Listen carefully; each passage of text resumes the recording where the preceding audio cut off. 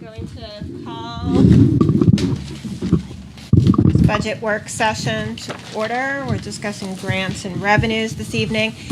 Before we get going, Mr. Dunn had a commitment that is related to the school district come up for tomorrow night.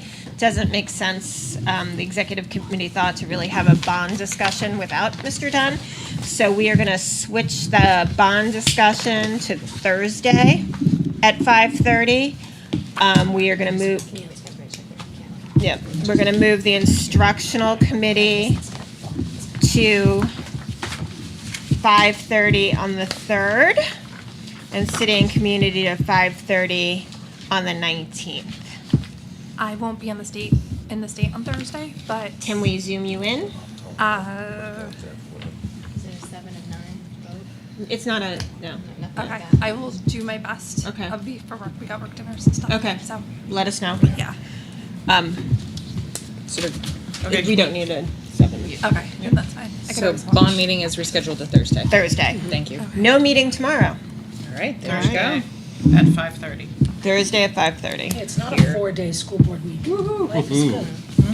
There we go. There you You go. can submit feedback, Jess. Thank you. Yeah. Yeah. I believe Jack sent out A memo. the recommendation today, because you didn't see it. Okay. So you can provide it. I planned my travel to not be Monday, Tuesday, Wednesday, so Thursday, Fridays, I'm usually not going to be in the state. Unless we already have something. Yeah, yeah. And city and community is It's March 19th. March 19th. Okay. Sorry, I No, did that's say the okay. 19th. I thought 19th. I thought it It was- did both happen to be the 19th, yeah. Okay. Okay. All right, great. And then I am gonna turn it over to the superintendent to start. Roll call. Oh, yes, I'm sorry. Please do a roll call first. Ms. Campbell? Here. Mr. Du Bois? Here. Ms. Hastings? Here. Ms. Higgins? Here. Ms. Meeker? Ms. Minot? Here. Ms. Sadowski? Here. Ms. Walsh? Here. And I am here. Thank All you. present. All right, we're gonna start with Superintendent Herbert. All right, so tonight we're going to begin a journey really reviewing what lies ahead of us in the fiscal year 27 budget sessions. Things that I want to emphasize, goals of the team here at the SAU, goals of this board that will always keep this lens on is, one, we want to maintain high quality instruction for our students. We want to support both staff and students. We want to be fiscally, responsible to district taxpayers without, sacrificing equity, quality SEL experiences for our students, and, maintaining safe facilities conducive of education and learning. So we keep those lens on as we go through this as a district team, and I know those are goals of the board.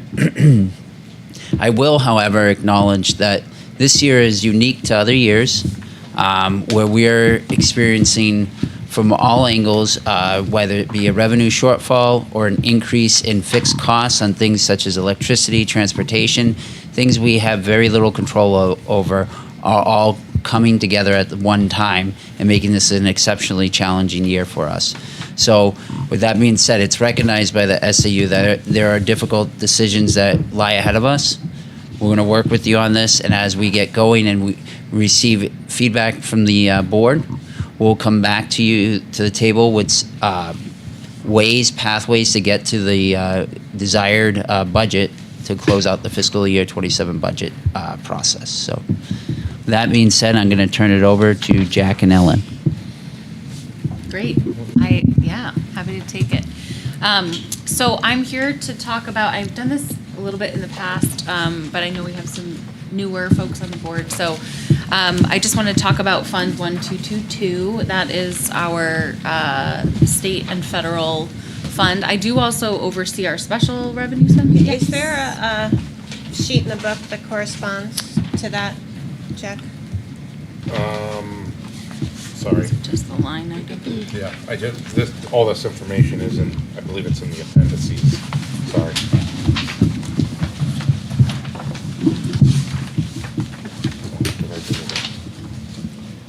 Probably I believe it's appendix, the first one is I got it. appendix R, I want to say. 87, Yeah. 1222, is that the one we're talking about? Yes. Yep. Yeah. Yep. Yes, thank you for Yep, sorry. mentioning that. I don't think.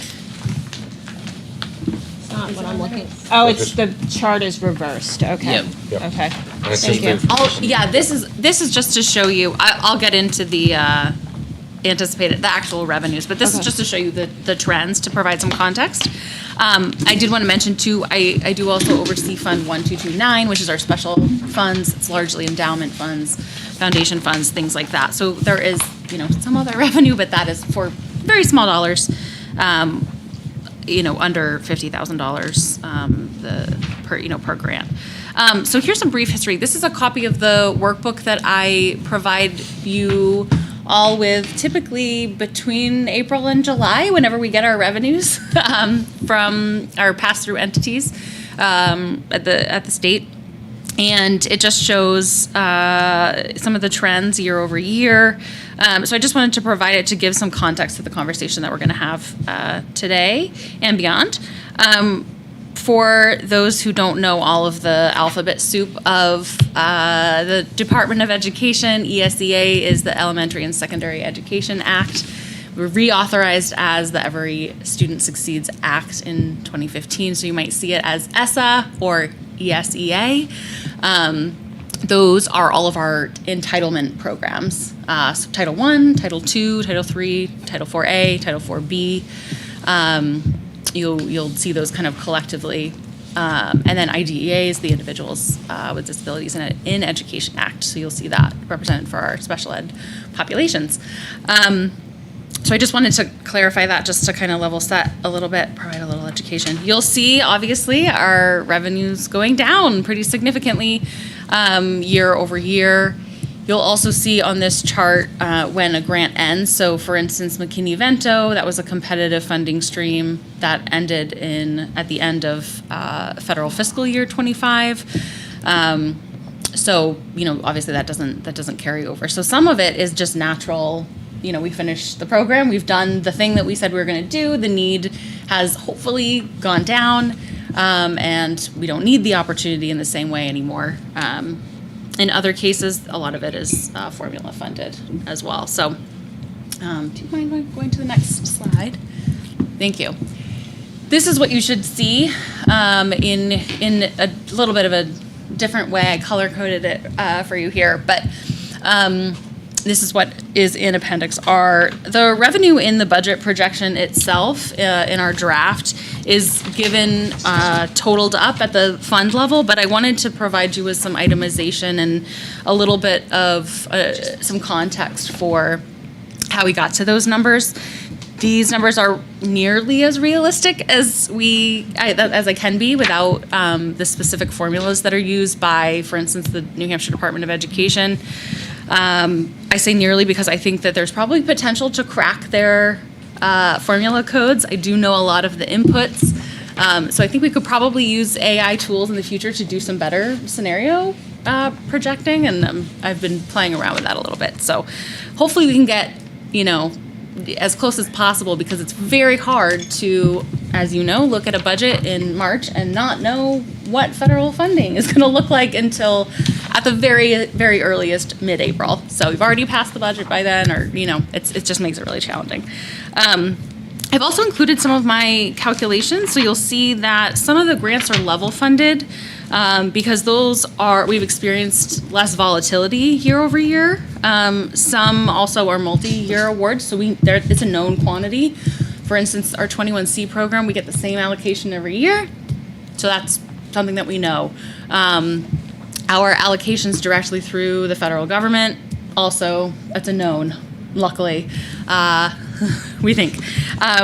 And some you'll see are slightly more conservatively budgeted at 90% of the current year award, because I wanted to make sure we're reflecting some of those trends that we see in demographic data that obviously impact funding. So when we talk about having fewer free and reduced lunch applications or eligible students who are receiving free and reduced lunch, that directly impacts our Title I funding, and Title I, that formula impacts the other entitlement programs. So if we're seeing less of a demonstrated need, and I use that the term demonstrated carefully, because that it doesn't mean that the need's not there. It just means the paperwork hasn't been done.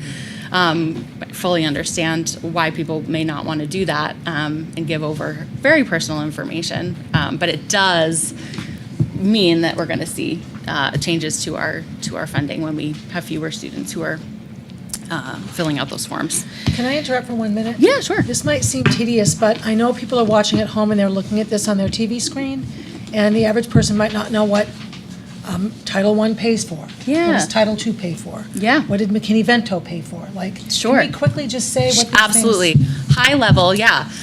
So adult diploma is our ADP Yep. program. This year, this is new. The state has broken those up into different buckets. So primarily it comes from the state. It is, the state pays for their match on their federal allocation. So those two are divvied up into adult learners. So anyone who is eligible, who did not complete high school and is returning to complete high school equivalency, we get a per pupil amount based on the number of people from the prior year who had enrolled. We also have high school dual enrollment. Same program, different population that is making up now a different award. These used to all be lumped together, but now they've been broken apart. And the federal government kicks in a whopping $300 for that, the ADP program held at the high school. And I'm happy to just kind of walk through these and give a little bit of the context as we go, too. So we have kind of taken back the adult diploma program this year under the direction of Kristen Cooney. And so we're exploring some more diversified revenue models, right, including, of course, tuition from sending schools. And how can we really beef up this program and not be so reliant on... How many are we serving? That's a great question. Do you How know many the answer to students? that? Yeah. So I can total it up. we were upwards of about 130 students between the two buckets. So, and last year I think we had 60 graduates through this program. And there's definitely potential to grow it too, I would say, yeah. IDEA is for our special education students. It funds in Concord, the majority of the funding is for special educators. So it funds teachers, yes, exactly. It also funds a portion of an admin assistant who does a lot of logistical work for our preschool program. But the bulk of it is for that. It also includes some contracted services for things that were maybe not anticipated, but that's a pretty minimal amount of money. But we do have, if we have a high need student or maybe their IEP has changed, we're able to tap into that funding as well. Do we know how many special ed teachers in Concord are paid this way? Yes, I could get you the exact figure. It's about 3 per elementary school right now. Yeah, it's about 15 or 16, Okay, I would thank say. Yep. IDEA preschool is what you would expect. Our developmental preschool funding. That has not changed very much since I've been here, though the needs and our population have certainly gone up. But that is specifically for our preschool program, for the students with IEPs who are in our year 3 and 4-year-old program. Perkins is for CRTC. Excuse me. So it's the Carl D. Perkins Career and Technical Education Fund or Act that funds that. I feel like that's pretty, self-explanatory there.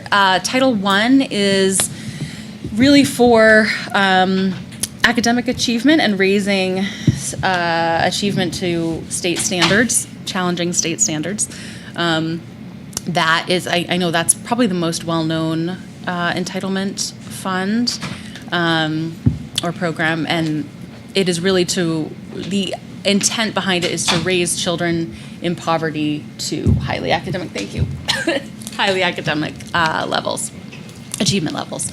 Title II is for professional development, largely. It is for effective instruction. Title III is for our English language learners or multilingual learners.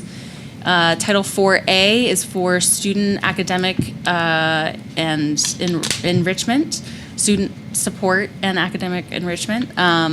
There's a lot that goes along with that. You have to spend a certain percentage in one of 3 different buckets, and but that is something that funds a lot of our pilot types of programs. So if we're going to try something out, we'll start it in Title 4A, and we'll see how it does.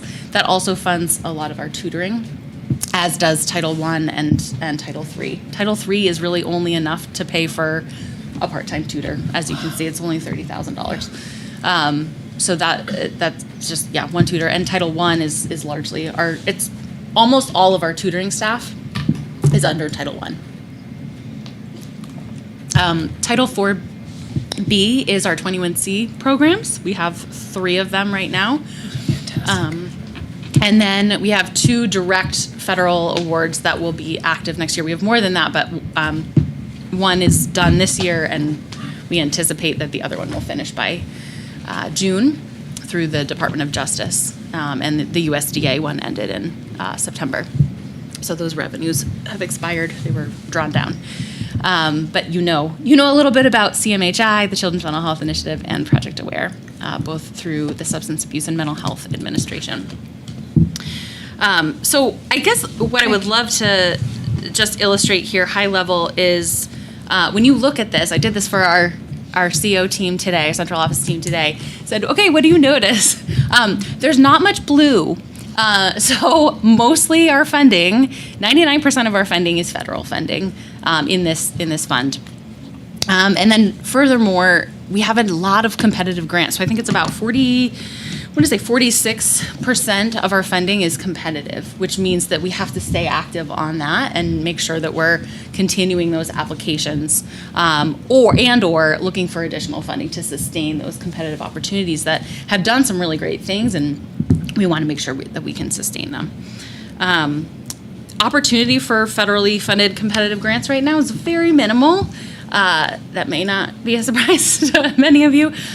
For context, there is one U.S. Department of Education grant opportunity open right now, and it is for running a Braille training program on a $300,000 budget. So there's just not a lot out there. But I did want to mention some of the projects that we're looking at. I obviously have all of the alerts set. The full service community schools funding opportunity, if that does get authorized, is absolutely something that we're going to look into. There are other funding streams that I think we can weave together to sustain some of these things. That's my favorite part of the job, is to look at all of these great puzzle pieces with amazing data behind them and say, okay, how can we put this all together? So we will find ways. I think that's the bright spot. We will find ways to do what is working. It just might take a little bit of piecemealing things together. And I think, when we have the ability to plan ahead for sustainability, I'm in a cohort right now that's really focused on sustainability under our Project Aware grant. And it's great when 5 years out from a project, we're going to have to start planning for what we want to sustain and what we don't want to, continue, or what has maybe done what it needed to do and its life has run out.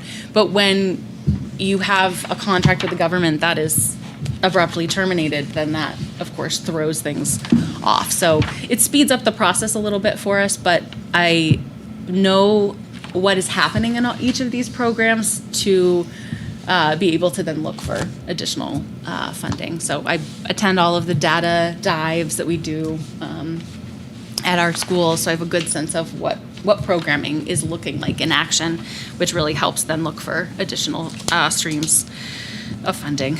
On the sustainability note, I did just want to put a couple of things on your radar as we move forward. Do you mind if I advance? So these are just things. It's just a snapshot of the kinds of conversations that we have. Is there a better way to fund it, or what are the types of conversations and things that we're thinking about doing long term to have less of a budgetary impact? So do we need to be paying for a summer school admin assistant for our Title I program at every single school, or can we consolidate, right? What would that look like if we have, we would be able to save some funding there if we were able to do that. Are there more balanced ways to create equity for our home to school liaison positions and our RMS school social worker, all of whom are federally funded right now? It would cost about $200,000 to take all of those to rebalance things a little bit, to I guess equate a little bit of a general fund and have a more balanced general fund and fund 1222 balance, but because there's really not a whole lot right now that is being funded. I think it's 0.38 of one position is being funded by the general fund right now. So is there some parity that could be created there? Are we getting the most bang for our buck with events, like the Keach Park event, or is there a better way to do that, asking for donations from community members? Do we partner with an entity that can really help get the word out about that, or things like that? The positions at Abbott Downing, I know that you'll see those asks reflected when we have a pilot program or we try something on to meet a specific need, and then the need is met, which is great. It means that we then have to take that money and put it towards something else, and those are hard conversations to have. I know Anthony is not happy with me right now, but it's great because it means that his data is he's not in ATSI school anymore, which is amazing, but it makes it really hard to justify. He's not a what kind of school? ATSI, it is a additional school in need of targeted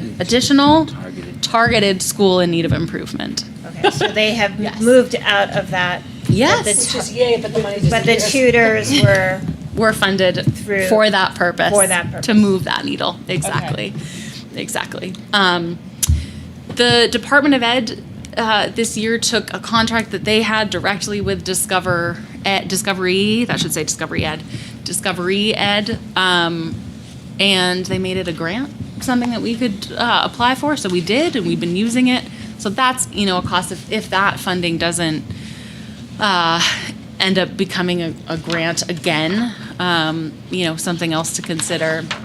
And then the idea of are there other ways to fund the adult diploma program, stipends for instructors, things like that could ultimately actually be a net revenue for us, I think, if designed and kind of implemented properly. I think there's a lot of potential there, untapped. So those are the types of conversations that we're having, and then this is a similar list specific to just our SAMHSA grants because they're so large. You'll see a lot of the staffing considerations. This is not fully reflective of absolutely everything we're going to want to sustain, but we're having conversations right now about what would this look like and when. So we're bracing for that impact. Can we tell people what SAMHSA grants are? Sure. The Substance Yeah. Abuse and Mental Health Services Administration. Yep. So they are the funders of two of our school wellness and student mental health grants. Project AWARE, which is Advancing Wellness and Resiliency in Education. So many acronyms, and the CMHI grant, which is our Children's Mental Health Initiative grant. One of them, Project AWARE, is more school mental health focused, so it's really looking at what are the supports and services we can provide within the school, really at the tier 1, what can we do universally for every kid? What can we do at tier 2, which is for those who need those brief interventions? And then how do we refer out for the tier 3 interventions? CMHI, the Children's Mental Health Initiative, is the flip of that. So we work very closely with Riverbend Community Mental Health Center and NAMI, and they are the ones that are providing those tier 3 services. So the actual clinical care.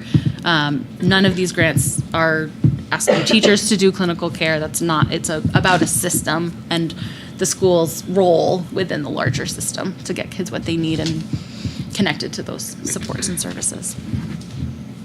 So that's it from me, but I'm happy to answer questions or make notes of anything that you'd like to see. Ms. Yeah. Hastings. I just want to cut right to the chase. My understanding that we're looking at about $150,000 this year that was covered by grants in the last budget, but will not be covered, that we need to switch into the general fund, or is it more than that? I don't. Where are we saying? Oh, from here. From your first slide. And I'm saying in total. Just from in our general, grants, yeah. what is the total grant amount that we're looking to move from grants to general? I think it really is just mostly we're working within what we have. It would be things like the Abbott Downing, tutoring positions. So yeah, that I believe that has been proposed. I don't know right now about the sustainability of Discovery Ed. We're not asking for the Keach Park event right now to be covered in the general fund. I think that we'll be able to find other funding for that. So to my knowledge, I believe it really would just be those Abbott Downing Okay, because when I look on positions. page 87, at the bottom, it says anticipated transfer to general fund indirect. Oh, yeah, that's a good thing. That's a good indirect thing. charges from the should grants be able to into the put- general. Yeah. So I'm gonna be able to charge. That 5.9 million. You know how? Yay next. Yeah. That's a good thing. So It needs our a smiley face. our rate, yes, that's a great thing. Thank you for pointing that out. That's Yes. a great point. So indirect is your like facilities and administrative. We did an overhaul of our munis function codes. It's like very in the weeds, but I think it really paid off because our indirect rate went up, and I think that's a reflection of just more accurate accounting on the DOE 25, which is that big document that we basically share everything that it costs us operationally to administer the grants. So that's great. We can charge more for those services. So as Kathleen used to say, can pay for myself. So she likes to say that. So we're getting there. That's where that Thank funding you. comes from. Yep. Any other questions for Ms. Desmond? Great. Thank you. Okay, you'll see that number again. All right, so if you want to start on page 48, this is from page 48. Yeah, this is just a revenue overview summary of the local revenue, state, federal, and other revenue sources. And then we'll go into the detail of each of them. And just for your reference, if you hold page 48, turn to page 77. You do not have to write down everything I'm telling you because we have given you a description of what each of those are in the back. We are not sophisticated enough yet to make it link, so if you just click it and it comes up, but maybe a surprise will come soon. All right? So, as we go down, current appropriations, that is the amount where local taxes are put in. The revenue in lieu of taxes is a pilot, a payment in lieu of taxes that a local nonprofit pays to the school district. It's an agreement, and I think I have put the information in there, because back to 2014, when that was entered into by the city, and they send out the bill, and then they call us and say, did they pay it, and is the check cleared? So that's where it is. Now, unfortunately, this year, you do see that go down. I have requested from the city why that happened. I'm going to assume that there is a property that is no longer eligible for taxing, but typically that has ran about $100,000, so you see the $41,000 decline. Okay. Sorry, I'm reading the book and not keeping up here. So that's the second item. For tuition, that is Project Search. So Project Search is a program that's, page, I am on page 49. The details on page 77. So you could see the third line down. You see the 252,000. This year, 181. We're going from 10 students to 7 students. And I think I put that in the detail as well. So there's a decrease in the revenue for that program. That came in around 2009, 2010. It's ran out of Concord Hospital, and it's ran by one of our staff members. What districts send to us for Project Search? Is it just our own, or do we open it up to others? We open it up to others, so, Okay. yeah. When the original program was voted on, which I was there for that, it was supposed to be the tuition divided by 9 because Concord would get 1 free. Right. So Right. sometimes that program has had more than 1, Yeah. and sometimes it has had none. Okay. But like last year, there were 10 people that were paying. So, but some lines in here that are 0, there are probably more in here. I tried to just shrink up the slide so it wasn't overwhelming. The regular day school tuition of $35,000, that is the preschool program. Okay. The regular day school tuition, that 513210, that is the amount paid by Deerfield. And also that is where I budgeted the regular tuition revenue to offset the expense for open enrollment. So next year, we're projected to have 114 Deerfield students. Before this contract, we had about 157. So we have projected 23 incoming. That number might have go up a little bit after the registrations are done. We will tweak that if it does. Okay. This next line, the 513220, special education, that is that revenue to offset that expense line, again, for open enrollment. The vocation tuition, that is the local districts that pay the sending tuition to us to come to the CRTC. And then you have the voc differential, which is the fee that's charged to the local that we put into a fund, that capital fund, so it comes in, goes out. Okay. I apologize, I may have repeated, not cut off at the next one, this is the next slide. Bus fees. So in here, we've proposed, although it's small money, and speaking with the new Director of Transportation, bringing back the fee charged for those outside 2 miles to plan for them to ride the bus for the year, so we can This have is more the high accurate school planning. student. This is high school students. Yep. Outside of 2 miles? What's that? Outside of 2 miles? Yeah, 2 miles or more, we're not required to offer a bus.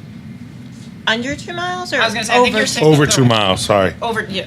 Over- Under 2 yeah. miles, they would have to pay. Over 2 So- miles, they're eligible. Yeah, I think One- it's flipping it. Okay. Am I goofing it Yeah, up? well, yeah, anyone who lives over 2 miles gets a bus no matter what, but if, some of our buses are 1.5 miles, right? Yeah, but K to 8, we're required to transfer by law. We're not required to transfer high school students. So those high school students that are under the 2 mile limit would be charged If they want to ride a bus. if they want to ride the bus. I believe that is correct. Okay. 'Cause Under over the 2 school miles, board don't we have policy. to bring everybody? Not high school. Nice. Oh, Age of 14. so it would be high school students Yeah. in general, not Outside. necessarily where they live. If they're on a bus route and they want to get on the bus, they have to pay. I will clarify that from Okay. when we That used to would do be it 2 But years this ago. is bringing So, back the high school bus fee. Yeah, Right, yeah. yeah, Basically, for that's better what that is. route planning. Got it. That's the goal. Just in case, because I was, But that's only $3,500? yeah, it's 20, we charge $25, so it's 140 students. The- It's not a lot. Got it. My memory of this fee before we got rid of it a couple of years ago is the thought behind it is then they know who's going to be on the bus. So it's actually the goal is more of a savings on the transportation. More of a commitment to take the bus? More of a savings on the transportation than actually raising money, but we'll see. Yeah, it's not gonna, let's just say this, it's not gonna pay for the busing. Yeah, no. That's quite a bit of more money. So then the other charter, that is the amounts that we charge for, mostly that is against the grants. And I think I listed the grants that we have in here. Grants including Title I, 21C, Perkins, and other. So it's any third-party stuff we do. Why are PTO chargers 0? because we don't know what it's going to be, and we lump it all into that number, and then it gets distributed. You lump it all into the other Yep, charters? other Okay. charter, yeah. So interest on investment, and we're aware of your questions. So obviously with the volatility of that, also cash flow. So there's 4 different funds in which we're managing the money, and we don't intersperse them unless there's a transaction to reimburse. So you have the general fund, which is the one that we pay everybody out of, and operates the district. Then you have the student activity fund, so that's a whole separate funds. Then you have the scholarship funds, and then hopefully soon you're going to have a bond fund, a capital fund that's going to have money into it. So we have been working with Citizens as well as the NHDPIP, which is the investment pool, and their rates are about 3.7 something. So our plan is to plot that money into there. The general fund, depending on timing going back and forth and when money is needed for payroll every 2 weeks, will depend on whether we have general fund go in there. But my point is that interest is only earned on general fund money. That's all where that is. If it's earned in the capital money, it stays in capital. If it's earned on your trust, it's applied to the trusts. Okay? So we don't earn interest on all this other money and then apply it to the general fund. On the general fund, can I assume that that's where any earnings credits would go to pay for like positive pay, treasury services? All that stuff is It on, goes yeah. there. Yeah, you see the amount and then you see it zeroed out because of the size that we are. Okay, and But- I'm assuming, I'm sure you have, but you meet with our rep from Citizens to like go over the earnings credit and Chris what we're Therian? charged for and make Yes, sure we're getting. yes, we do, yep, Thank yep. you. We, obviously, because of the cybersecurity, we do those audits with them. We do go through, about 2 years ago, I was always very hesitant to add payroll, just because I didn't want somebody to be stuck on a weekend. No, I'm Because glad we you still did. do Thank paper you. checks. But just because of cybersecurity and that potential fraud, we have that at the payroll. So everything is positive pay. Yeah. And just so the That's board actually great. understands, that means we have to upload a file to the bank. And that file authorizes that if a check comes in, it's cleared. If we don't upload that file, they don't clear the check. Okay? So. Student activity admissions and gate receipts, that's mostly athletics. That comes from them, and that's about what they run. And then you have the activity fees for athletics, so maintaining the same. Building rentals, that is right now at projected to be at 110,000.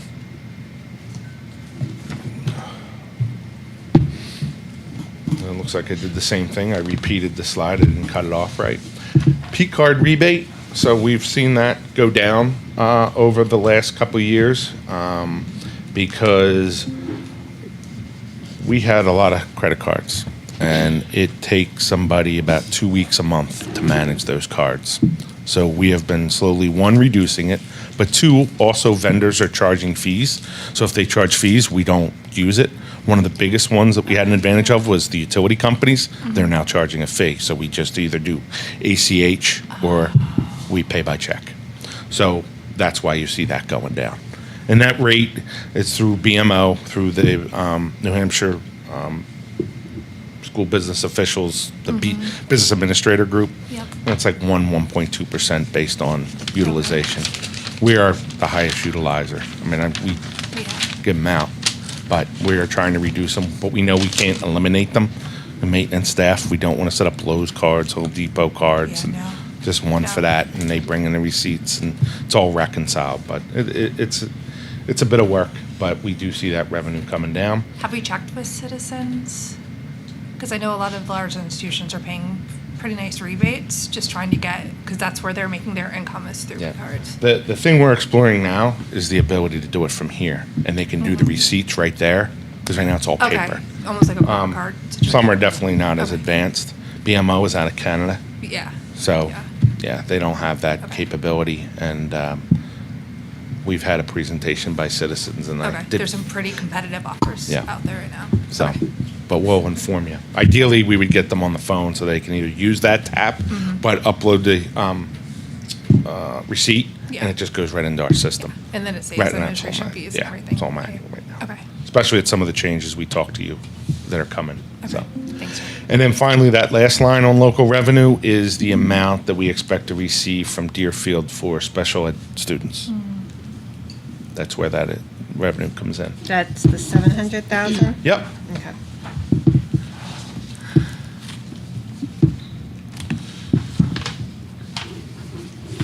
It's bad when every single revenue amount is less than last year. Yeah. Here comes the biggie, though. Oh, great.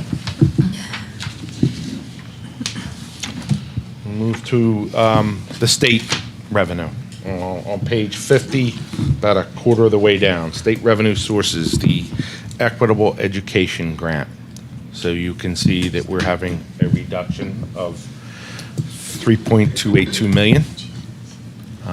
Is this the per pupil amount we get from the state? Yep. Yep. We The handed, grant is a little bit of a misnomer. I'm lobbying for that to get taken off. It's not a grant. It's adequate education. yep. Right. So, just so you know, you're starting out just with that number of about a 3.5% tax increase, Okay, that's, which is something you were trying to attain as a goal to be around that. But that right there. Then, in addition, when you combine the local and state, the state education. Hold on a second. Are you looking for something?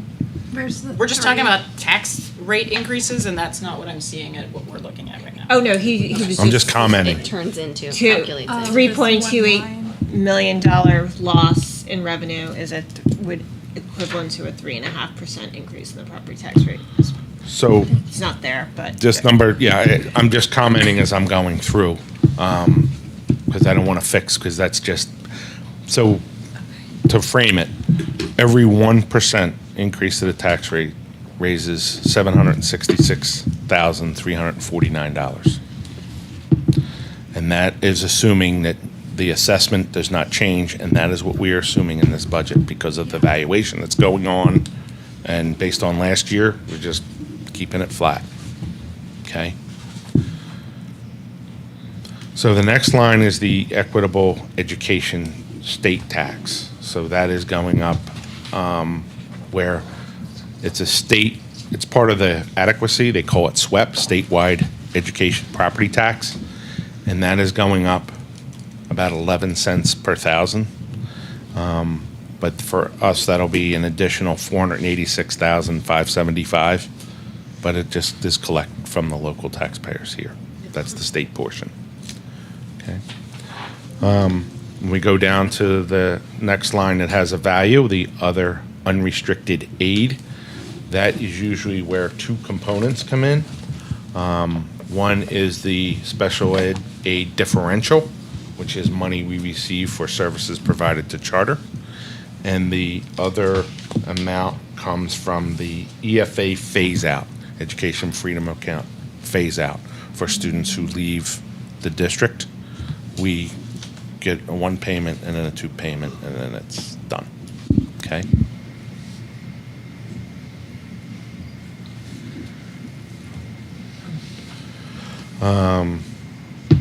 Next line is school building aid, and in your, when you have the electronic version, which is in your folder and posted online, I'll go through that when we're done. I do link to the distribution online, so you can see from now till 2041 what we're expected to get, and what everybody else gets on the old state building aid program. But that is what we're expecting to receive, about $928,534. In that number is the last amount that we'll receive for the Runlet HVAC system that was put in 2008, 2009, because that bond will be paid off. Okay. The vocation tuition aid, that is supposed to be the state portion, which they're supposed to pay 75% of that. I think as you've seen from the CRTC principal. That has not always been the case, and we wound up having to build a local school district for that differential. I think last year they paid 56% of the 75% entitlement. So ascending district pays 25, the state is supposed to pay 75. When they don't, we bill that town. Okay. Special education aid. If you remember in October, we had gotten some late revenue information as it related to that number, and it went up a bit. Here is what we're anticipating based on the students that we have and the caps that are set. We did have some students that have aged out, so that is affecting that revenue. And then you have the VOC tuition differential aid, that is the state portion of that, 3%. That they usually do pay. So that's the state revenue, overall down $3.4 million.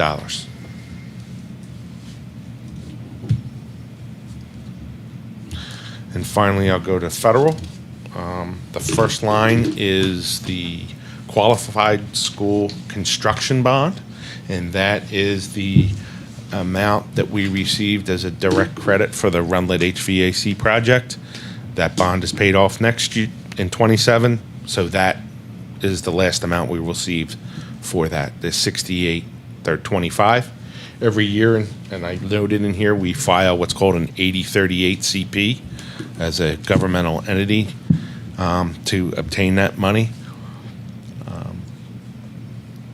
And then next one, Medicaid distribution. So we note in here the changes to Medicaid that's happening. We are moving from,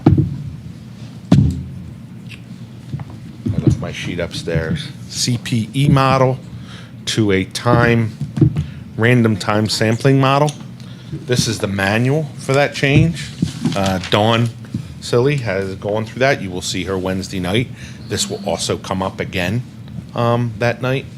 And they're not sure how that's going to adversely affect us based on these new changes. Did I accidentally hit that? I did.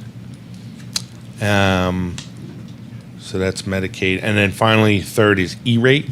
That is category 1, and you'll see in the description in there that relates to direct fiber optic internet to schools, and we get reimbursed for the amount we spend for internet. And that's what we anticipate. And finally, on the revenue side are the other sources. And those sources are your trust funds that you have established. So we were talking about the indirect fee, that first 552221 transfer from special revenue / state federal grant. The 125,000 is budgeted this year. That 150 number that was talked about, there it is, 150,071. That's the indirect that Ellen was talking about, going up a little bit. I think Brenda was yay about that. The transfer from the Building and Renovation Maintenance Fund, we're not proposing any transfer, so that fund is used to do repairs and maintenance to our facilities. If you remember, the board took out money for this for a couple of reasons. One, it increased the summer project money from initially 350 to 700, and then another 150 was added. And then we also had deposited the charger money. Not really charger money, it was insurance money for a bus that was totaled. We deposited that and then withdrew it this year. Deposited in '25, withdrew in '26, and we took the infrastructure money we needed to add in the electric chargers up at the conf. So all that money, all that's done. We did not propose taking anything more out of that. There is the trust fund balances in this book, in one of the appendices.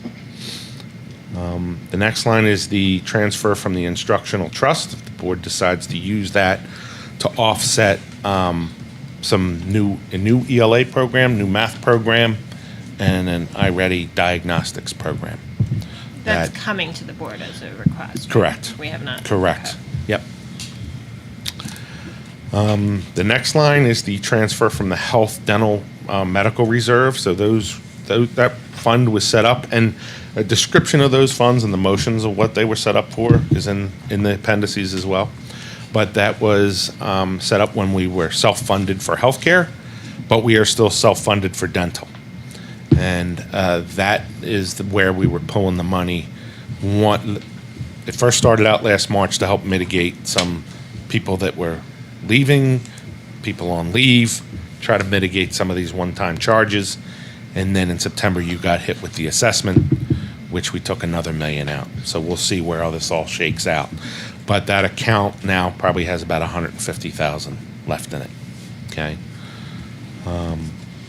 The transfer from the Energy Trust Fund, you do have a fund that now has about $250 in it, assuming for this year the $100,000 comes out. When we talked about the 26 budget, we talked about the potential impact of the new HVAC systems, not knowing where those bills would line up. So we do have coming in to mitigate this year, but nothing proposed for next year. Transfer from the Facilities and Renovation Trust Fund. So this is the amount that we're proposing to you to bring in from the trust to mitigate the first year payment for the $80 million bond. So you will see on Thursday night, and I did this purposely, that we've prepared this budget on the 3 scenarios that the financial advisor gave to us, recommended to you, multiple bullet points. I didn't budget the one they gave you. I budgeted a higher one to give you the flexibility, because I know what you've heard between public and yourself, between level funded, the declining balance. I put in one that's the hybrid, which was the 5-year flat, and then it converts to equal principal. The cheaper one is the one that's level debt, and that's about $1 million cheaper. So that will alter that amount by $1 million if you choose to go Not that cheaper way. total. What's that? Not cheaper total, cheaper Cheaper per payment, year. but not interest. Correct. But, so I've already budgeted your best worst case scenario. So you have the flexibility to move, okay? And then finally, the transfer from the Special Education Trust Fund. That was we brought it, first $1 million that brought in to help mitigate some of the transportation issues and take care of non-CDL, try to get that up going. And so far, I don't project us to be 1.8 million over, like we were last year for transportation. Right now, we're still positive, so knock on wood, that stays the same. And then when some of the student service accounts we brought to you when you finalized the budget, we took another 900-some thousand out, plus you had to increase the tax rate 1.5%, which was about 1.1 million, giving you a total of $2,066,000 out of that fund. There is not much left, if anything. There might be $10,000 left in that fund.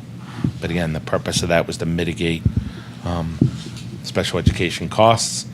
But now that account, depending on how this year goes, whether we have to pull that down. So, but we're not proposing anything for next year. So when you look at those two, you're looking at a decrease in revenue from trust funds of about 1.5 million. Okay. The unassigned fund balance, so that is the amount of savings that you have at the end of the fiscal year that are used to carry over to the next fiscal year. Just an initial stab at it based on what we tried to start with you on, what's today? Monday? Wednesday? Monday. When we started with you on Wednesday last okay, week, yes. trying to take you through the 26 budget to get you to what we're saying, electricity, and some of these other accounts that we're over is why we're, right now, at least preliminarily, we're showing a low unassigned fund balance to carry over. So that's another loss of revenue of 1.6. So in summary, for this draft budget, notice it's not proposed, it's just draft, we're looking at a decline in local revenue of 337,000, state 3.4 million federal, 316,000 transfers. That didn't get updated. I will fix it. But the bottom line's right. I know it is, because I did it. You're looking at a reduction in revenue of 7.1 million. I will fix that transfer before you go. In the book, it says 12 million.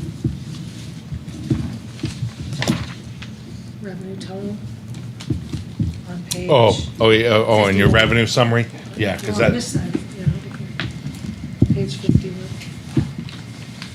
Yeah, I got the last page of, yeah. yeah. The first item. I think because the first line makes it up item with is property added. taxes. Yes. Okay, got it. So- Because all I was looking at was Yeah. revenue total and negative 12. Yeah. Okay, so it's 7 million, not 12.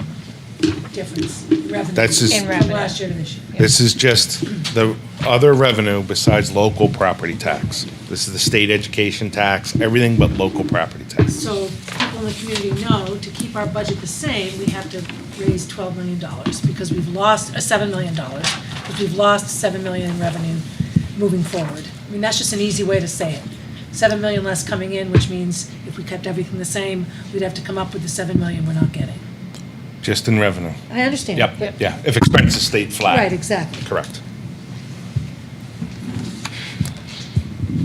Does anyone have any additional revenue questions? Shall we start charging $1 billion for rental fees moving forward? Just to like, See how much we can get out of those presidential candidates? right? Before we get to food Sure. service, we talked last week about the expense side, including some expenses that we made up with trust funds this year that are carrying over. Now we have the revenue side, which is, a disconcerting picture. When we had met at a retreat, we had said our goal was to keep the property tax increase within 3.5% to 5%, which is a lot of cutting. What I would like, though, to do is, because is to give, if we can give some guidance, because I think this is going to be coming up with options for us, is going to be a project for the administration that will probably ruin their February breaks. Is that still our goal? Do we want to increase that? How much do we want them? And knowing that we will probably not be able to stomach everything that comes back, but what amount of cuts would we like to see them present to us to get us to what number? 5%. Cuts of 5% or a budget, A a budget, tax a increase? tax increase of 5%? No Or- more than 5%? Okay. I don't know. Can you live with that?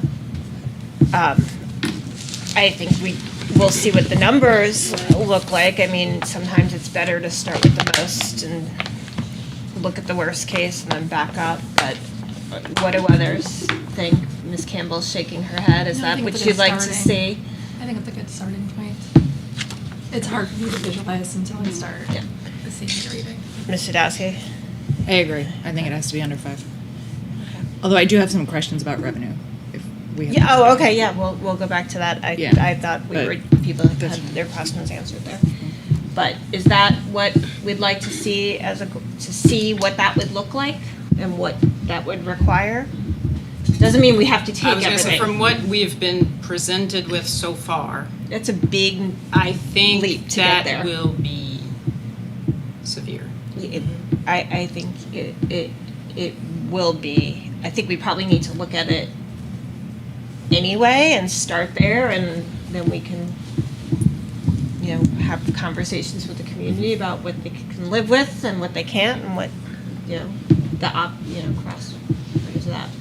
And I think we're gonna see numbers coming out of other communities that are way higher than that, period. And we're gonna be seeing what other communities are saying they can tolerate. And so I think it would be wise for us to stay at and below We have the power to do that.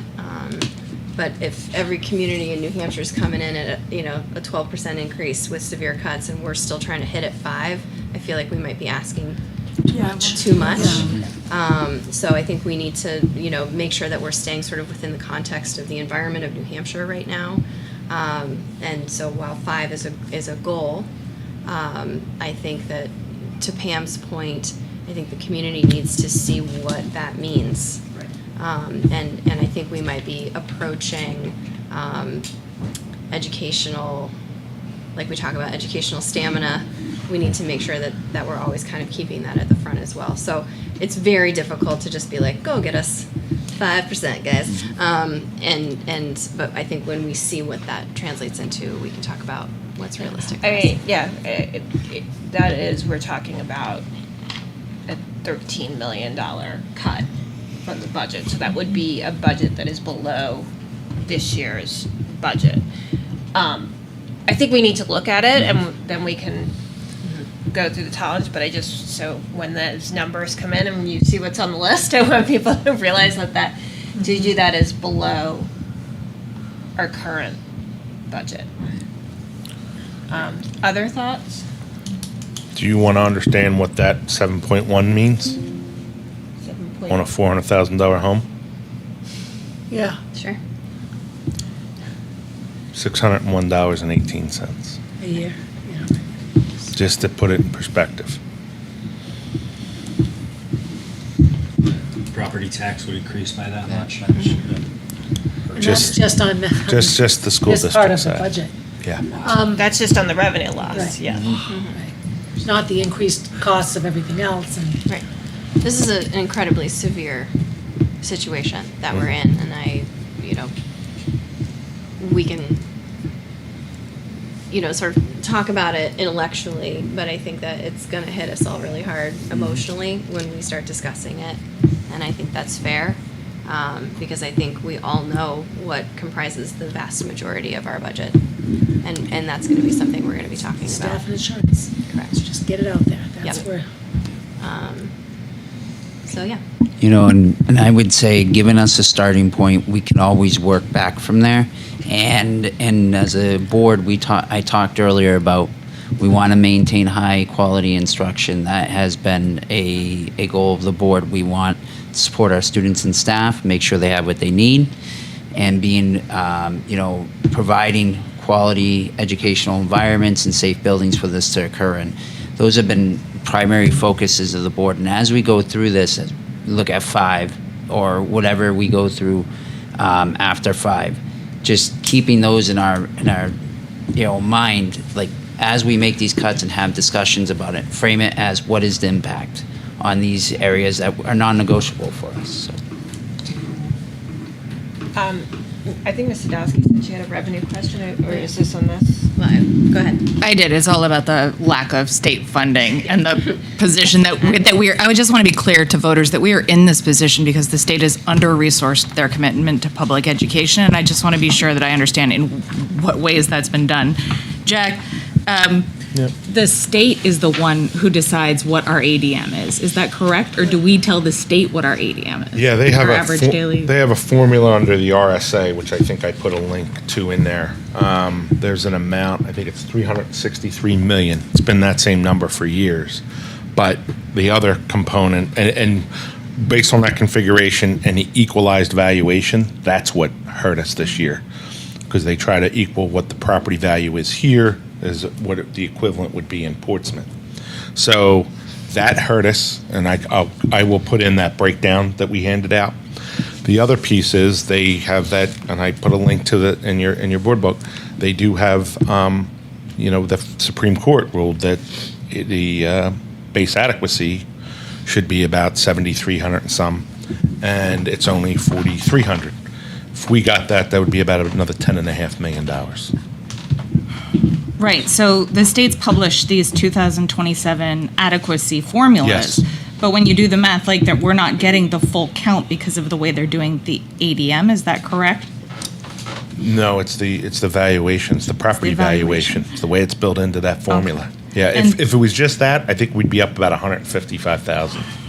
And so when we look at these revenue line items, we have the equitable education grant. That is the flat pupil rate. cost, yeah. That's this is the flat rate per pupil cost at that 4,300-ish, right? Well, then you have special ed, you have food, no, free and but- reduced, and all, it goes into that Or- number. So all of those three, so free and reduced, special ed, ELL, all are folded into this Yes. equitable education grant line item here? Yep, yep, And the valuation and the- yep. That is, Then what's the separate special ed? yeah. 53230. That's what the old catastrophic aid was, which is if after we spend 2.5 times the average state cost, then they are supposed to pay the cost after that. So after we spend like 70,000, they're supposed to pick up the bill, but that gets prorated, so they don't actually even do that part. And it's capped. On a And that positive- has gone hold down on. by 700,000, even though we have students staying until 22 this year, Right. correct? And on a positive note, they did pass a law No, that that's they. actually going up. Oh, okay, good. One sliver. What, or we hope, but they claim that they're going to pay more of their. They're gonna pay a minimum of 80%. It used to be like 68% of their, yeah, all these I'm different sorry. percentages of. You said 56%, Jenny? Yeah, it wasn't much higher than Passed. between 50 and 60% if we were lucky. Okay, thank you. This past year was the first year we got the, was the 80% or the 90%? Yeah, because they passed a law saying you had to at least get a minimum of 80, and they may add extra money. They passed a law saying this is how much of the law that we already have on the books. So if we're anticipating that this goes down by almost $600,000, is it going down because of a No, it's reduction in need? That line, the special education line is going up. It's going But from this- 1.2 to 700,000. I thought it was, Yeah, it's going down. it's going down. Because That's he what said I- some students aged out. Here, listen here. Yeah. Go, Jenny. Sorry, it's going down because of the, so again, it's that differential that Pam talked about when a kid hits cap. When a student hits cap, then what we can collect. We have some students that are aging up, so we're not collecting on some big ticket items that we've been able to collect the past few years. So not aging out as in aging out of our schools. In some We're cases. still educating them, but they're not eligible for the state funding? No, they're aging out as an age 22. Okay, And, so we're no longer serving them. Correct. Correct. Got it. right. And I'm sorry, Jenny, I know about 20% of our student body is on IEPs and would be eligible for that special education state bump. But do you know offhand, like, what the number of students on IEPs are? The total number of students we have on IEPs is 808. These dollars are for those catastrophic costs, so it's mostly our out-of-district placed students between the placement of where they are and transportation. When it hits above the 2.5 times cost to educate a child, then the difference moving forward is what we can try to recoup through special ed aid. Right, so that's for the CAT aid line, but that is also our basic special education students who don't hit the 2.5 threshold are then lumped in under line item that ends in Right. 110, If you had correct? this sheet from Monday, Yeah. it had but that does go back to the question that you started with, which is of ADM, which is, this sheet says it's 761, and Jenny's saying it's 808. So the question of how ADM is calculated for these. Yeah, Jenny, can you help me understand, are these exactly the students that wouldn't be accurately captured in a daily count? Like, because, So what happens in the calculations is they take a point in time. So our 10-1 count is the count that a lot of our dollars that we recoup is based on. So that October 1st count is kind of the line in the sand. Which is So, pretty early in the it's- school year for when you're identifying kids and developing IEPs for. It's also wild that your population that's most likely to experience chronic health conditions is measured on a daily snapshot. But But is Like it? if they're absent that day, they don't get counted? Yeah. Or- No, Okay. No, It's it's enrollment on counted that. Got within it. our system Enrollment. of Nessus, which is the reporting system where our IEPs live and breathe. So what we have to make sure is every October 1st, that every IEP that is in Nessus is active with a green check mark, because that's the count they pull from. so any IEP that has a stop sign doesn't get counted. Is that correct? That is correct. So how many of our students receiving IEP services would you estimate have a stop sign? I don't think any did, because I harked from about September 1st till October 1st to make sure we were up to date in Nessus. Now, you have to remember too that since October 1st, we've had new students move in. We've had kids in the referral process. So remember and understand that from start to finish, when a referral comes in, and we have 15 days to meet with parents. We determine at a meeting if a child is eligible or not. If we determine eligibility, if we determine that there could be a potential disability, we have 60 days to test. We then come back together to determine eligibility. If the child's eligible, we have up to 30 days to write an IEP. So from start to finish, you're looking at almost 90 days worth of time. So, and referrals happen for us all year long. All right, and to We Pam's get a point. referral in July, we have referrals once the school year starts, and continue all year long.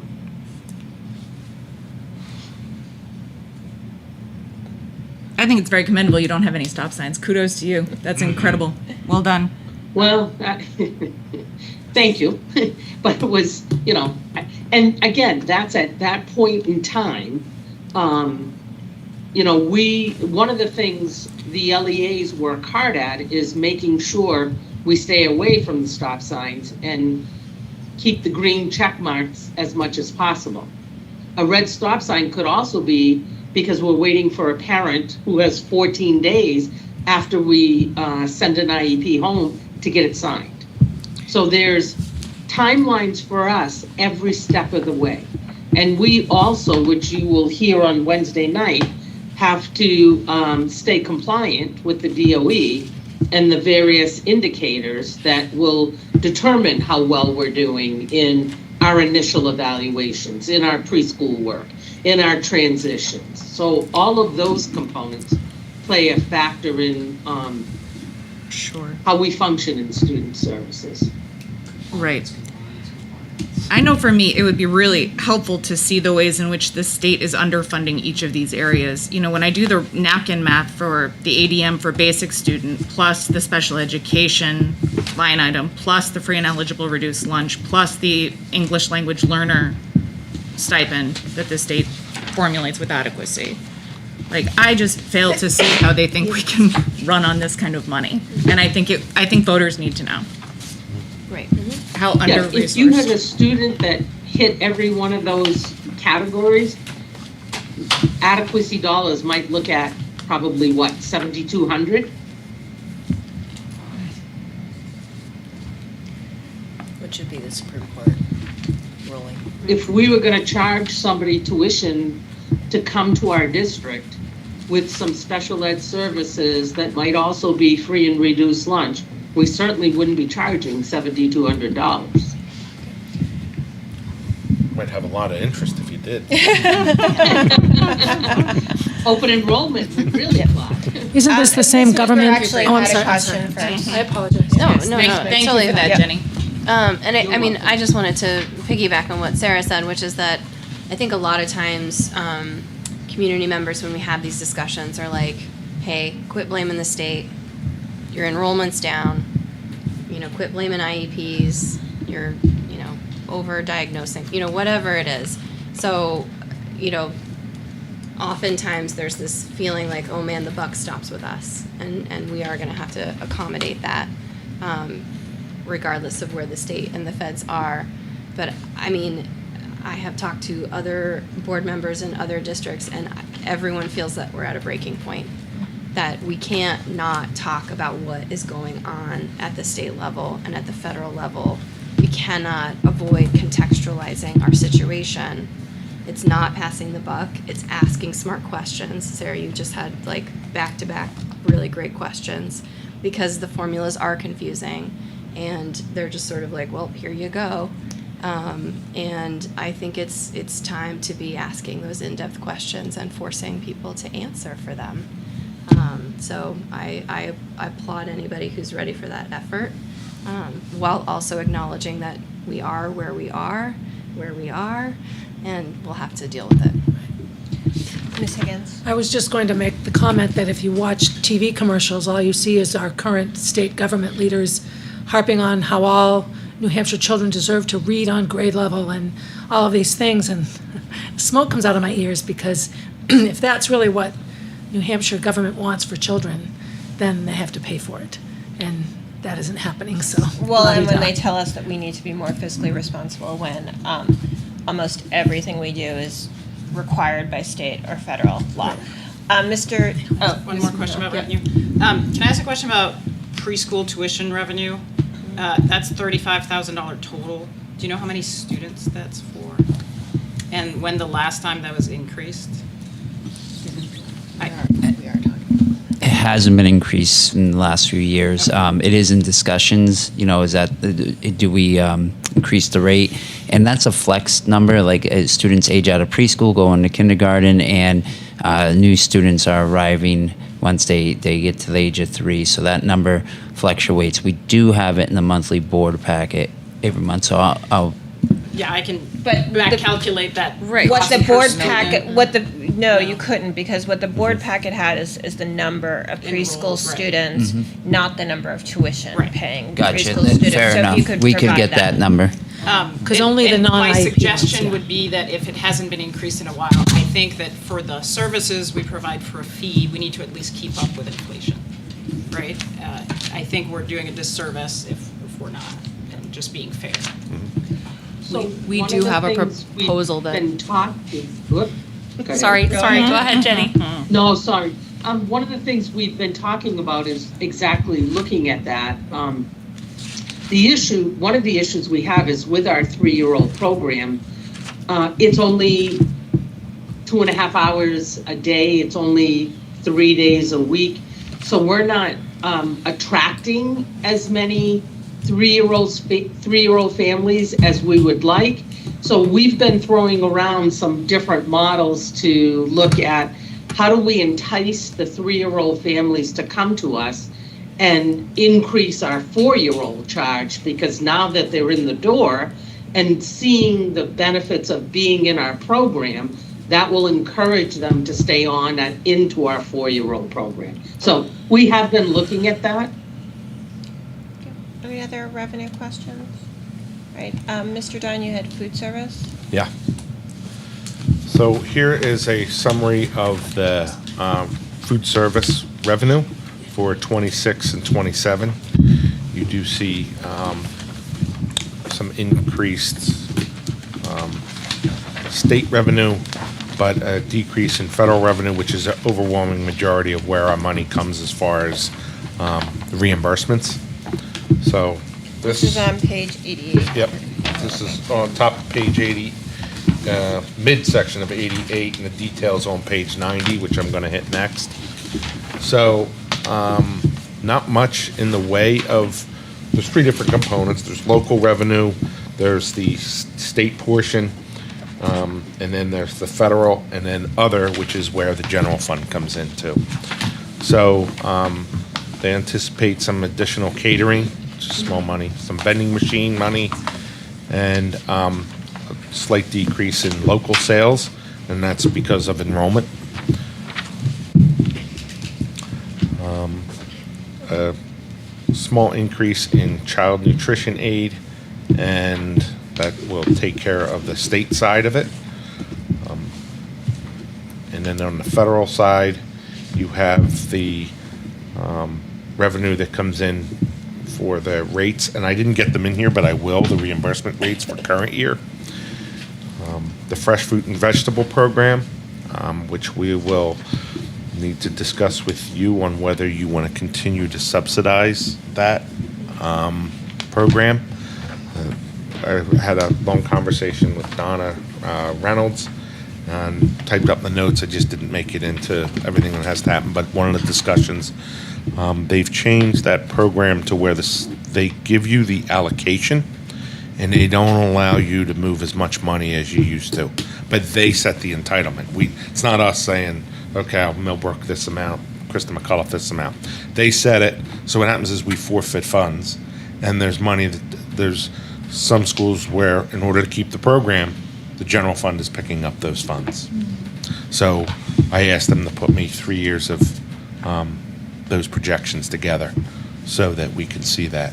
Some that were on the board probably remember when there were schools that weren't funded, the board wanted to fund those. You need to discuss whether you want to continue to do that. Okay? Yes. Can I just ask a quick question? With the fruit and vegetable program, is that the fruits and vegetables that are given as snacks? Yeah, the ones outside the cafeteria, but aren't they like available for snacks? So the FFEP is pre-purchased from a company that makes it compliant. And then When it's you put say on the for school? snacks, I would say yes, and I'll confirm that, but yes, separate from the The meal. snacks, it's Yeah, not the it can't be part of meals. the meal. Yeah, okay. Correct. Right. And from what she's told me, and I've actually put it together, it is more expensive to buy it prepackaged than to prep it. There just isn't the labor to be able to prep it. There's not the time. The elementaries have two staff members. But if One's there was out. no fruit and vegetable program with prepackaged fruit and vegetables, there would be no snack given. in Correct, schools. correct. So we use their allocations to buy a prepackaged plan right now. But when it runs out at a school, the allocation, the general fund, as part of this transfer, is picking it up. Can I ask real quick about the vending machine Yep. line item? I had noticed in the revenue in the 50s that there was nothing for vending machine, but then it says here there's a 3,500. So I'm just curious, where do we have vending machines in the district? We just have them at the high school. Okay. It's tied to the kids' accounts. They can put in their numbers and then it just bills it directly. Okay. So the other thing is when you see that commodities, that additional revenue, just if you look on page 90 and then go on page 89 and you look at 663007 commodities donated, that's a wash. So that is the commodities that comes from the federal government. That is something else we don't have much of a say in. We are pretty loaded up right now from what they're telling me down at the warehouse. I have not been down there to see it, but it's just offsetting. But we do pay the state. It went from $3.50 to $7 per carton, case, carton, whatever it is, no matter what the weight of the carton, that price doubled. So we are seeing increased expense. And then How many cases do you go through a year? Like, when I'd we have say to is get it you- doubled, I'm just curious. Do you yeah, know the I'll have to cost? get you that. I don't know what that is offhand. So, going to the final slide. So,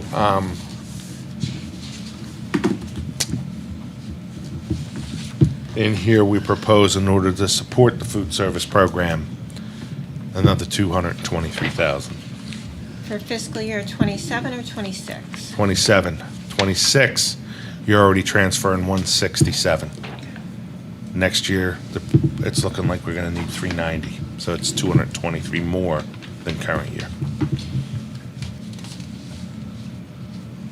Questions? Just a note. The St. John's program, they cover all their costs, right? They do, and from what the numbers I had them pull for me, it looks like plus a little bit. And we charge them, and we have your questions. We were gonna put them in tonight, but they weren't fully answered. So there's a Q&A section, which we'll go through in a second, and that's where we'd put them, but we are talking with them. They do between 50 and 70 meals. We do not have a staff member over there. We literally drop and go. They're responsible for. But so it's just level, like, they just pay for what it costs, like, there's no. There's a $1,600 admin fee. There's a or $1,600 fee we step up. charge them. 1,600. Yep. Will they still get meals from us if they move that school to Brady? I couldn't tell you. I know there's scuttlebutt about it, but I don't know what the details are. I know they use a different company, and it's more than what we charge. But part of that is the free and reduced, and it makes it affordable for their people. So we are talking to them. We may have more to talk to you about that. Okay?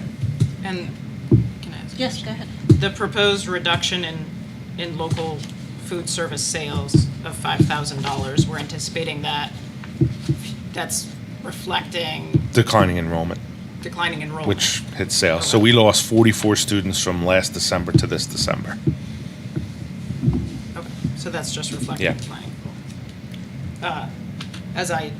To echo the comment I just had about preschool, I think that if we're looking at our costs increasing this much and proposing to, more than double what needs to be transferred from the general fund, I think we need to consider raising the costs of the meals as well.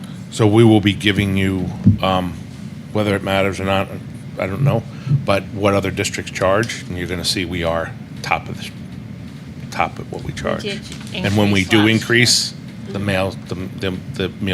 the participation goes down. So, And potential. but we can do it. Right. And it's worth the conversation. But it is. This is something that came up last year. They did increase prices last year, so this is a recent conversation, but it's worth having again Yep, because the debt absolutely. continues to go up and we have to cover it. And we talked about process, and I would just love to make sure that the phone calls are happening home to talk about debt, that we are not just offering the free and reduced form, but we are really hitting home how essential it is that families are filling this out. Like, we're gonna have to talk about it again. This is a long, many-year conversation. My question is, do our numbers, our losses include the unpaid balances, or is that separate? Is that in there? Yes. Okay. Because that's the tricky piece as well. Yeah. Nobody says, no, you can't eat, so they build up and build up.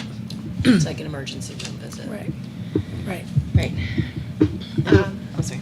Yeah, I was just gonna continue to opine on, when we talk about what's going on in our community and how it directly impacts the costs that we have in our district, when people can't pay their rent and they become homeless, and then we start transporting them from district to district to make sure that we are, educating our unhoused youth, when they are not getting enough food at home, and they're not paying their debts. Like, this is a web of community issues that are coming to us that we see in our budget. Thank you. Mr. Dunn, do you want to just briefly talk about Oh. the next session? Yep, so, schedule-wise, the next session is on, 5:30 on the 18th. We will have the Honorable Jenny Mosca and Dawn Silly, as well as others. Jenny, if you want to do your announcement Yeah. of who will be here? So I hope the board will indulge student services as we have some members from the schools as well as from my student service special ed area coming to sort of tell our story. I love to tell stories, and I guess the best way to describe student services is it's a story, and it has many factors to it. So we will have in your board folder I'm hoping my big piece is by noon tomorrow, our PowerPoint presentation that you will see on Wednesday evening. It doesn't include the people that will be speaking, but they're going to be telling the stories that kind of go along with our numbers. So, and I love a good story. And I, think it's really important to hear. But, we cannot spend too much time on stories because we need to really dig into the numbers and understanding what's driving them, because this is the fastest growing part of our budget. It's been growing exponentially without any sort of control, not out of our ability to even predict. And so, the focus really has to be, how do we get to real numbers and how do we control these costs? So those are the stories we really need to hear. Sure. Okay, we can do that. What are creative ways that we can make sure we're meeting our legal and moral obligations to students, but start tamping down these costs. So, that would be great. Okay, we got it. And it's weird because I can't see you, so I feel like I'm talking to the board. I'm sorry, I had to turn so that Here I am. she could see the. So let's make sure we have Jenny on the screen for Wednesday too. And I'm going to take curriculum instruction assessment off. I think you decided that last Wednesday, so I just had not updated that, but that is that. And then March 2nd, you'll have facilities and transportation. What I thought is at the end of the 18th, after that meeting, maybe you just settle in and see where you want to go, but this is what's posted at the moment. But the piece, you need to post a budget in order to meet the public hearing deadlines under your charter on the 4th. And if you're going to need flexibility, we will work with you to do that. Just so you know. Is that it for your presentation this evening? One other thing I just want to highlight, posted on the website, is the book you have in front of you. This is 1.0, and notice it does not say proposed, it says draft, only because we knew the numbers in here, and they're not something we would propose. So, hence the wording. As we tried to work with you over the last several weeks and months and wanting to understand the needs of the district, we tried to do that in here, and as you can see, the requests are significant. Now, it's the unfortunate part of digging in. But in here, each of your names are clickable.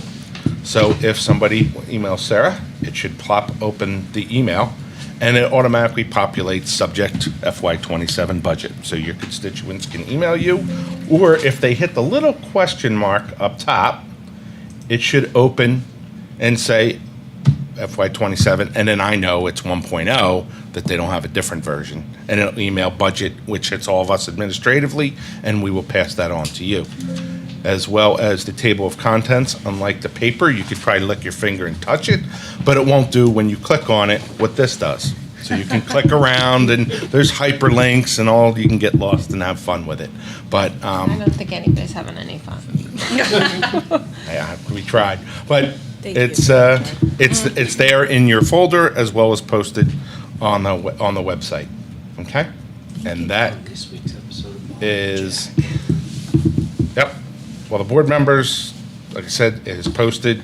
There, how you get to it, and that's all I have, unless there's a non-public. There is we do need a non-public on personnel issues.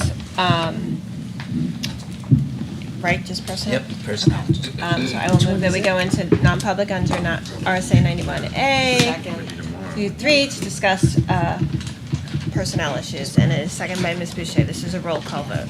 Ms. Campbell. Yes. Mr. Du Bois. Yes. Ms. Hastings. Yes. Ms. Higgins. Yes. Ms. Meeker. Yep. Ms. Minot. Yes. Ms. Sadowski. Yes. Ms. Walsh. Yes. And I'm a yes, 9-0 in the affirmative to go into non-public.